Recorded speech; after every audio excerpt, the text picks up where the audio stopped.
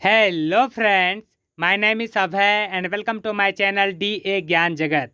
आज के इस वीडियो में मैं आप लोगों के लिए छत्तीसगढ़ सहकारी सोसाइटी अधिनियम 1960 से रिलेटेड कुछ वेरी मोस्ट इम्पॉर्टेंट MCQs लेकर के आया हूँ।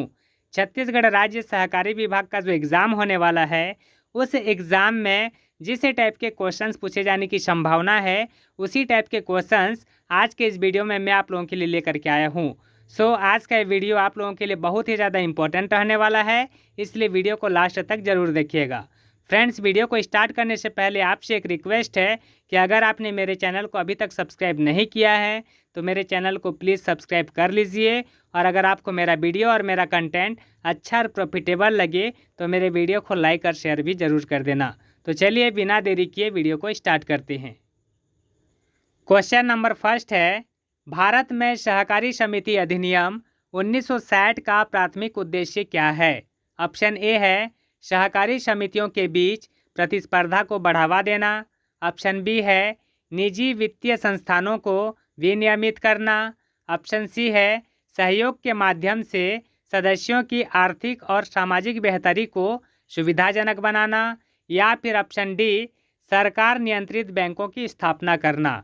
इस क्वेश्चन का राइट आंसर हो जाएगा ऑप्शन सी, सहयोग के माध्यम से सदस्यों की आर्थिक और सामाजिक बेहतरी को सुविधाजनक बनाना। अगला क्वेश्चन है, किस प्रकार की सहकारी समिति मुख्य रूप से ग्रामीण क्षेत्रों में किसानों को वित्तीय सहायता और ऋण प्रदान करने से संबंधित है? ऑप्शन ए है शहरी सहकारी समिति। ऑप्शन बी है कृषि ऋण सोसाइटी। ऑप्शन सी है उपभोक्ता सहकारी समिति। या फिर ऑप्शन डी हाउसिंग सोसाइटी। तो इस क्वेश्चन का राइट आंसर हो जाएगा ऑप्शन बी कृषि ऋण सोसाइटी। अगला क्वेश्चन है, सहकारी समिति अधिनियम 1960 के तहत भारत में सहकारी बैंकों की देखरेख और विनियमन के लिए कौन सा नियामक प्राधिकरण जिम्मेदार है? ऑप्शन ए है वित्त मंत्रालय। ऑप्शन बी है भारतीय रिजर्व बैंक, जिसको कि RBI भी कहा जाता है। ऑप्शन सी है भारतीय प्रतिभूति और विनिमय बोर्ड, जिसको कि सेबी कहा जाता है। या फिर ऑप्शन डी राष्ट्रीय कृषि और ग्रामीण विकास बैंक, जिसको कि नाबार्ड कहा जाता है। तो इस क्वेश्चन का राइट आंसर हो जाएगा ऑप्शन बी भारतीय रिजर्व बैंक, जिसको कि RBI यानी कि रिजर्व बैंक ऑफ इंडिया कहा जाता है। अगला क्वेश्चन है, 1962 के नियम निम्नलिखित में से किस अधिनियम के तहत बनाए गए सहायक नियम हैं? ऑप्शन ए है कंपनी अधिनियम 1956। ऑप्शन बी है बैंकिंग विनियमन अधिनियम 1949। ऑप्शन सी है सहकारी समिति अधिनियम 1960। या फिर ऑप्शन डी आयकर अधिनियम 1961। इस क्वेश्चन का राइट आंसर हो जाएगा ऑप्शन सी सहकारी समिति अधिनियम 1960 के तहत जो है ये 1962 के नियम बनाए गए हैं। अगला क्वेश्चन है, 1962 के नियमों में 15वीं अनुसूची का प्राथमिक उद्देश्य क्या है? ऑप्शन ए है सहकारी नियमों का अनुपालन न करने पर दंड की सूची बनाना। ऑप्शन बी है सहकारी समितियों में चुनाव कराने के लिए दिशा निर्देश प्रदान करना। ऑप्शन सी है सहकारी समितियों के पंजीकरण के प्रक्रिया की रूपरेखा तैयार करना।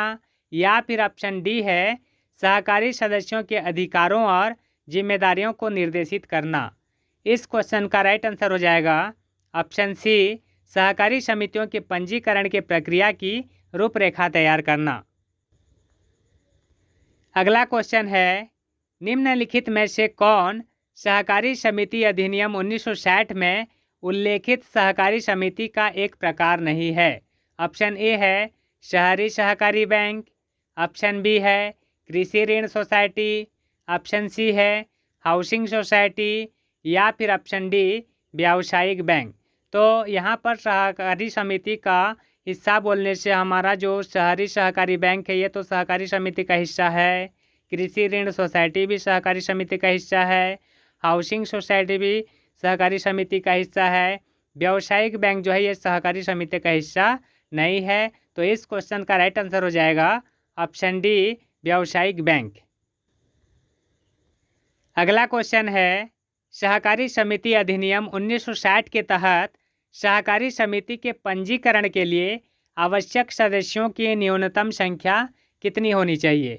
ऑप्शन ए है 10 सदस्य, ऑप्शन बी है 12 सदस्य, ऑप्शन सी है 15 सदस्य या फिर ऑप्शन डी 20 सदस्य। तो इस क्वेश्चन का राइट आंसर हो जाएगा ऑप्शन ए 10 सदस्य। याद रखिएगा, सहकारी समिति का अगर पंजीकरण करवाना है तो कम से कम 10 सदस्य की आवश्यकता होगी। अगला क्वेश्चन है, सहकारी समितियों के संदर्भ में लेखा परीक्षा और निरीक्षण मुख्य रूप से क्या संदर्भित करता है?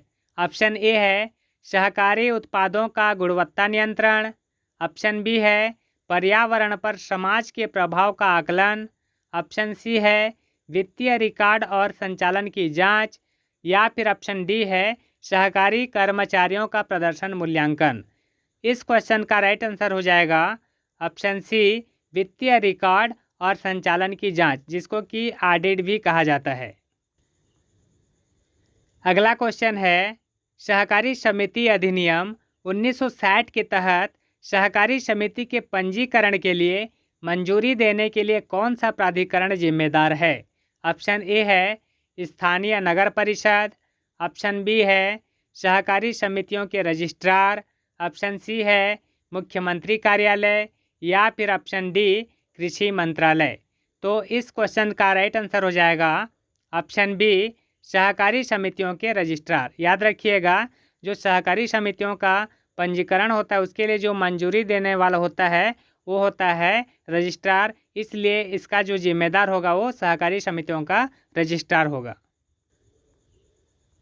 अगला क्वेश्चन है, सहकारी समिति अधिनियम 1960 के तहत सहकारी बैंकों के पंजीकरण के लिए न्यूनतम पूंजी की आवश्यकता क्या है? ऑप्शन ए है 10,000 रुपये, ऑप्शन बी है 1,00,000 रुपये, ऑप्शन सी है 10 लाख रुपये, या फिर ऑप्शन डी 1 करोड़ रुपए। इस क्वेश्चन का राइट आंसर हो जाएगा ऑप्शन सी 10 लाख रुपए। याद रखिएगा, अगर सहकारी बैंक का पंजीकरण करवाना है तो कम से कम पूंजी जो है उनके पास 10 लाख रुपए होना चाहिए। अगला क्वेश्चन है, सहकारी समिति अधिनियम 1960 के तहत सहकारी आवास सोसाइटी बनाने का प्राथमिक उद्देश्य क्या है? ऑप्शन ए है सदस्यों को आवास सुविधाएं प्रदान करना, ऑप्शन बी है कृषि गतिविधियों में संलग्न होना, ऑप्शन सी है औद्योगिक विकास को बढ़ावा देना, या फिर ऑप्शन डी खुदरा स्टोर संचालित करना। इस क्वेश्चन का राइट आंसर हो जाएगा ऑप्शन ए सदस्यों को आवास सुविधाएं प्रदान करना। अगला क्वेश्चन है, निम्नलिखित में से कौन सा निकाय भारत में राष्ट्रीय स्तर पर संचालित सहकारी समितियों पर नियामक निगरानी रखता है? ऑप्शन ए है राज्य सरकार, ऑप्शन बी है सहकारी समितियों के रजिस्ट्रार, ऑप्शन सी है राष्ट्रीय सहकारी विकास निगम जिसको कि NCDC भी कहा जाता है, या फिर ऑप्शन डी स्थानीय नगर परिषद। इस क्वेश्चन का राइट आंसर हो जाएगा ऑप्शन सी राष्ट्रीय सहकारी विकास निगम जिसको कि NCDC भी कहा जाता है।